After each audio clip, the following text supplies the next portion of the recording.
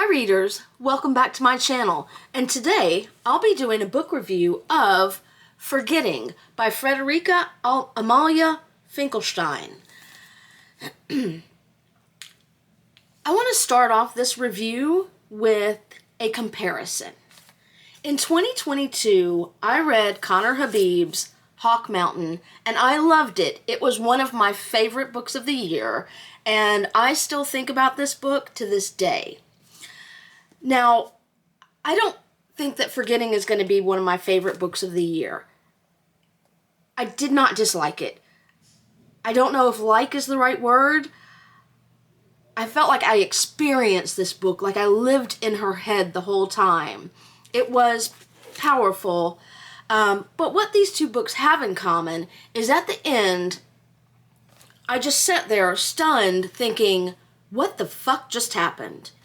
And on both of these, I had to go back and reread parts several times. I finished this day before yesterday, but I just decided to do the review today because I needed to sit with it a while. I think this is a powerful book. I wish that someone smarter than me would read it and do a review in English because I might be getting this all wrong, but this was my experience of the book.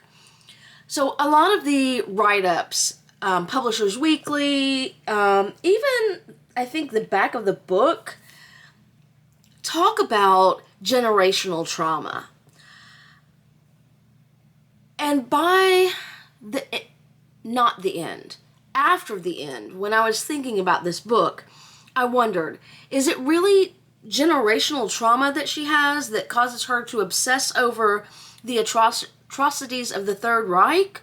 Or does she obsess over those because of her trying to deal with her own monstrous act? I will not put any spoilers in this book, but there is a monstrous act that she tells us about that is horrific.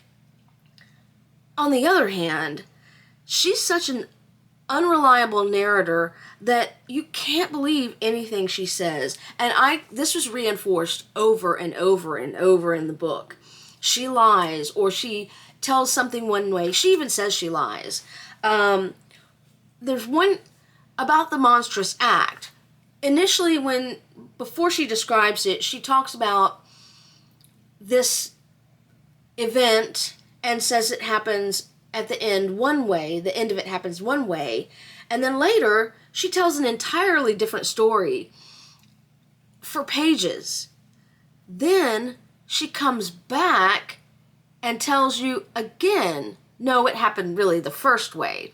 And when I got to the second way she says that thing happened, I was confused. I thought maybe I misread it. I was like, am I drunk? I was completely sober.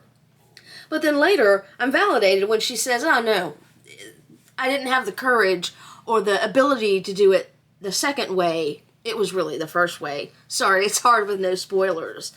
I read another book last year that I won't share with you because I don't want to ruin anybody's experience of it, but I hated it. I have a visceral reaction. I actually went and picked the book up earlier to try to do a comparison, and I had to put it down. I hated that book. But that book was also kind of stream of consciousness, and Forgetting is very much stream of consciousness. So it's not easy being inside Alma's head, but I liked her in a way that I did not like that other individual. And every once in a while she would start to lose me because it's hard being in someone's head and hearing thought after thought after thought. But then she would bring me back with something as simple as her love of Pepsi, or starting to give statistics about the Jews, and what Hitler did to them or Himmler did to them. But I want to come back when I talk about the monstrous act. Early on, she says this: when I was a kid, they called me Dorothea, but I want to forget the child I was forever. We want to forgive the things in us that are torn.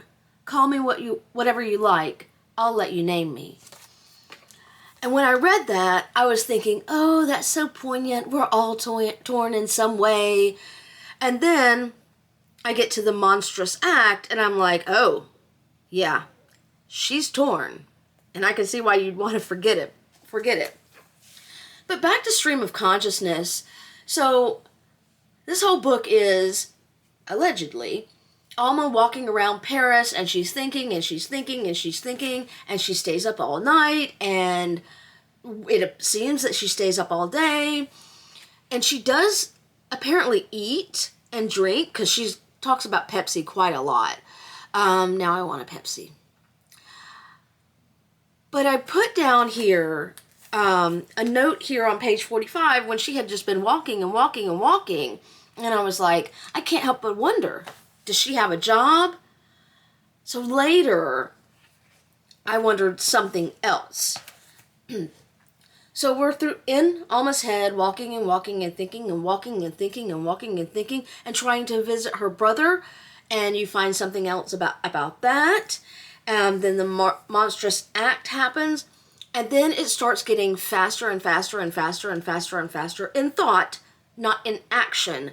And it's like she's devolving either into some kind of mental health crisis or something else I'll tell you about in a second. But while I was reading it, I felt that I was spinning, like her mind was spinning. And again, at the end, I was like, what just happened? I don't know what just happened. And I went and reread to see if I missed anything. And I was left wondering, is she even alive at all? Which would make sense because apparently she has money, but she doesn't ever go to a job. She doesn't ever talk about a job. And she keeps talking about either thinking she had died or feeling like she had died, or death is, aside from the death of the Jews, death is peppered throughout this book. The final quote that I went back to, or it was right at the end when she's devolving, she says, I didn't tell you how much I really believed I died. I'm there now. I don't feel like I'm in reality. It's much more like in the waiting room of a dream. So maybe that was kind of a spoiler, but no one else seems to think this. I haven't seen any reviews of it in English, and I don't read French. So if there's anybody who's read this, who knows, who has a different opinion, help me out here. Anywho, I found this book very powerful. I did not give it a rating on Goodreads. Again, not because I didn't like it. I don't think like is the right word. And I don't think like or love are the right words for this. I'm wordless on how this book, what I feel about this book. Now, I know I love Talk Mountain, but again, both these books left me with the same feeling. What happened? What's real? Even the monstrous act. She's lied so much. Is she lying too about that? I don't know. Again, if you've read this book or have an understanding of this book and what the meaning is behind it, let me know. That's all for me. I will be back soon with a accidental book haul. January is not going well on my book buying ban. Happy reading!